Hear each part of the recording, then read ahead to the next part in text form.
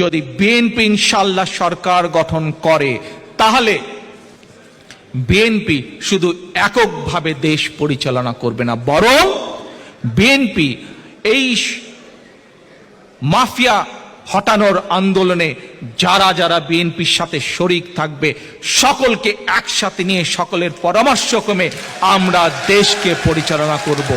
শুধু তাই নয় প্রিয় ভাই বোনেরা, শুধু তাই নয়, বাংলাদেশে বহু মানুষ আছেন, বহু শিক্ষিত মানুষ আছেন, সুশীল সমাজের একটি বড় অংশ আছেন, যারা আমাদের দৈনন্দিন রাজনীতিতে, নির্বাচনী ডামাডোলের রাজনীতিতে যারা আসতে চান না। কিন্তু আমি মনে প্রাণে বিশ্বাস করি সেই মানুষগুলোর সেই মেধা আছে, যেই মেধাকে আমরা কাজে লাগালে দেশের উপকার হবে, দেশের মানুষের উপকার হবে।